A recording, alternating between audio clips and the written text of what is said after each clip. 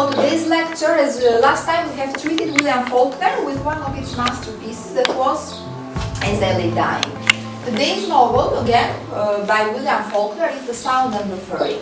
So, okay, what can you tell me about the characteristics of William Faulkner's art or his writing style? So, last time we said that he explored, what did he explore? He invented the Yoknapatawka County. That was a description of his native town of the Jefferson County. So once again, The Sound and the Fury is a novel which is set in the Jefferson County that was his native town. So the Sound and the Fury is again one of the masterpieces of William Faulkner, and is one of his most prominent works and novels. The story is very special and peculiar because it is divided into 4 chapters or 4 divided books, if we can call it so, and all the four chapters are narrated by a different narrator. So the first chapter is narrated by Benji. So first of all, let's talk about the plot of the novel. So it is a description of a family whose values, moral values, are being decayed or distracted. In the center of the novel is Keddy, which is the daughter of this family, and the jealousy and the obsession that her 3 brothers have towards her. So the first 3 chapters of the novel are described by the point of view of these brothers. It is Benji, Quentin, and Jason. The first 3 chapters, as we mentioned, consist of the thoughts, voice, and memories of the 3 Hampson brothers, captured on three different days. So, the description of the first chapter that is made by Benji is in April 1928.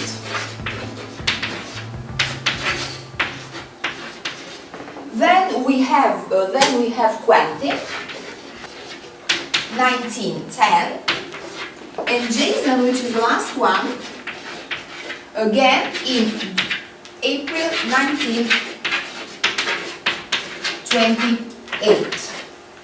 So the fourth chapter is different. If the first 3 are described and are narrated by the point of view of one of Keddy's brothers, the last chapter is narrated by the point of view of William Faulkner himself, by the author. So the brothers are Benji, Quentin, and Jason. Benji is the 33-year-old young man who is retarded, who is suffering from mental illnesses, and he is very devoted to her sister Keddy. Then the second brother is Quentin, which is a young Harvard student, and Quentin, we can say that he is very fond of the Southern values of honor and of moral values of a family. He's also very fond of her sister, and he is obsessed when her sister starts dating boys and starts to show this characteristic of promiscuity. Then the last one, the third one, is Jason, who, although is fond of her sister, he's fond of in a different way. He always tries to mock her, he always tries to damage and to harm her. Jason is a Bitter Farm Supply Store worker, and he has never been one of the favorite brothers between the 4 children. So always his brothers and her sister have never loved him. But he was not the favorite of his brothers and sister, but he was the favorite of his mother. So the family is made up of these 3 boys and the girl that was Keddy, and Mr. Kempson and Mrs. Kempson. Mr. Kempson is a very selfish man who apparently is fond of these values, these moral codes and of honor and moral and family values, but only on the superficial. When it comes in practice, he doesn't pay too much attention to these values. While Mrs. Kempson then which is another important character in the novel, she is a selfish person herself. She has never paid too much attention on raising her children, while Dilci, which is the Negro cook of the family, has raised the four of the children. Their mother is always complaining about health problems, and she was devoted to the third son that was Jason, although this love was never reciprocated. So Jason never paid back the love that her mother gave to him. So Mrs. Campson has always been indifferent to her children. She never gave any importance to the rising of these children, but her focus was only on the third son that was Jason. So the story opens when, with the description from the point of view and the narrating from the point of view of Benji, which, as we said, is this retarded young man of 33-year-old who cannot distinguish evil from good, who cannot distinguish sound.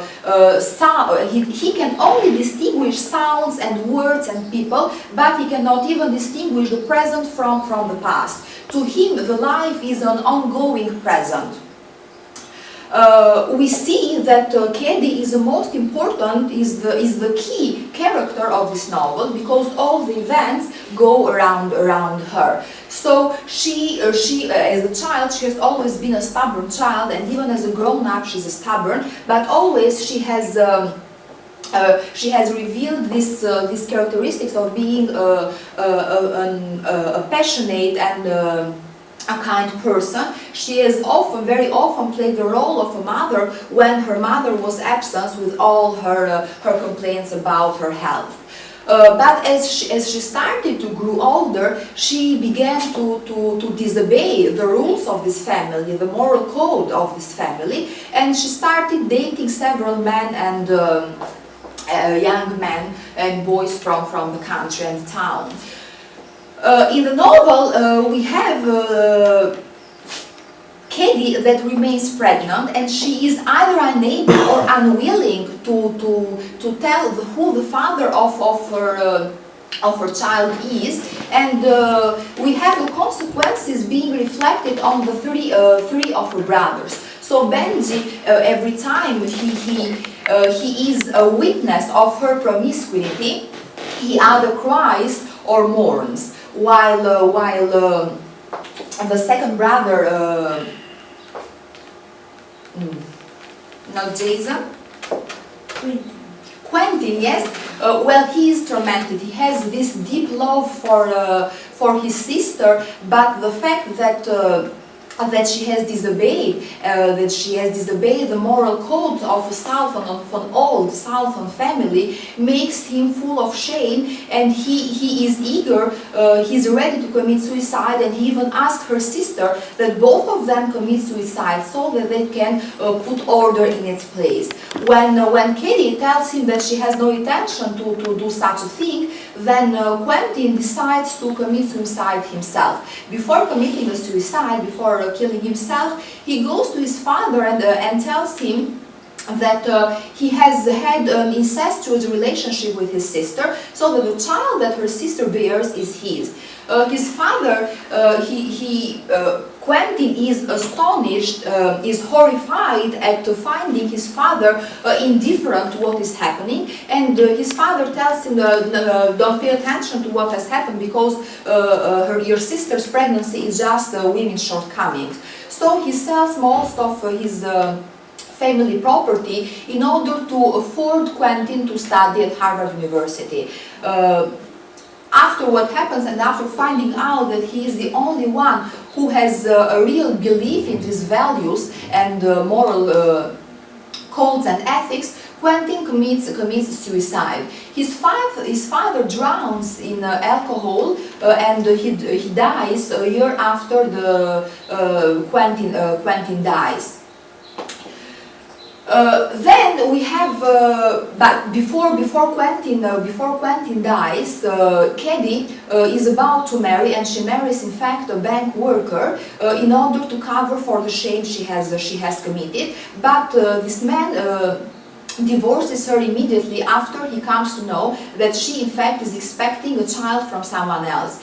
Before a divorce, this bank worker offers to Jason a position in a bank, work in a bank, and after the divorce, well, Jason of course can't take this position, can't take this work at the bank. So this is once again one more reason for Jason to attack and to unlike his sister.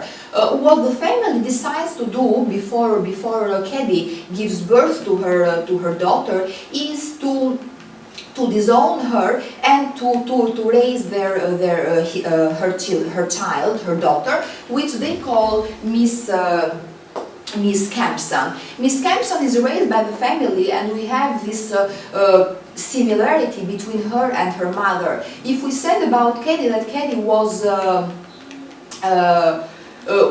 stubborn, but was a loved, kind person, an affectionate person, well, she is even more, Miss Kempson is even more stubborn than her mother was, and she even becomes a promiscuous girl as her mother was once upon a time. But if Keddy, when she was young and started to date men and young boys from the country, she every time she committed a sin, she felt as she had really committed a sin, and we have even then we will see that water, for example, is of a deep symbolic in this novel. She every time that Benji sensed a sin made by her, she poured water, for example, to her face, she washed with water so that she could wash her sin away. But the difference between her and her daughter is the fact that Miss Kempson does not feel like she is committing a sin. She's very happy with the life she is conducting, and she is very rebellious. She has constant rows and quarrels with her uncle Jason, who is constantly stealing the money her mother sends to raise her up. In the end of the novel, we have Miss Kempson that steals some $1,000 from her uncle Jason and runs away with a young man. Jason then chases her, but in vain because he can't find her, and Dilsey, which is the most stable, as we will later see, the most stable character throughout all of the novel, she carries her family and Benji to the church. We will later see the symbolic of this novel, but from the very title or titles of the chapters, we will see that of deep symbolic are the dates when the description of these chapters happen. So Benji, the description, the narration made by Benji is on one single day, that is April 1928, and which is the day of Easter. Why is this family suffering so much from the decaying of these moral values and family values? The Kempson family had been one of the founders of the Jefferson County, and so even during World War I, they protected and they fought for this country. But immediately after the war, they saw the decaying of this family financially and morally as well. What is symbolic and what is worth discussing and worth mentioning is the title of the novel. So, The Sound and the Fury. The Sound and the Fury was taken as a verse by a short poem, if you can say so, from Macbeth of Hamlet. So, tomorrow and tomorrow and tomorrow creeps in this pretty pace from day to day, to the last syllable of recorded time, and all our yesterdays have lighted fools. The way to dusty death, out, brief candle, life's but a walking shadow, a poor player, that trusts and frets his hour upon the stage, and then is heard no more. It is a tale told by an idiot, full of sound and fury, signifying nothing. So, except for the title, The Sound and the Fury. What else do we have in common? What else does the novel, The Sound and the Fury, has in common with this poem from Macbeth? So we see that it says, it is a tale told by an idiot. Does it have a connection with the novel, especially with the first chapter of the novel? So Benji, he is a retarded, and in other words, without offending him, it is not offensive, he's an idiot, literally saying. So the first chapter is fully connected with the phrase, it is the tale told by an idiot, because the first chapter is narrated from the viewpoint of Benji, who is retarded and who cannot even speak. The only sounds he can produce is when he cries or moans because of what he senses to be happening around him. For example, when he senses that Caddy is doing something sinful. What else can we notice about the title and about the novel? So, except for a tale told by an idiot. So, the novel's central concern includes time. Time is of great importance and of central importance in the novel. Even in the end, we see that Quentin, up to the time before he dies, he carries this watch on his wrist that is a gift from his father. He can't get rid of this watch, and even when he takes it off and he throws it away, he still, although he tries to break it, he still hears the ticking of this watch. So the time is another common thing that this poem and the novel have in common. So the novel's central concern includes time, much like Macbeth, tomorrow and tomorrow. One other thing is death. Death is present in the novel through the suicide of Quentin, while also it is present in this poem because it was written by Macbeth after he discovers that his wife as well has committed a suicide.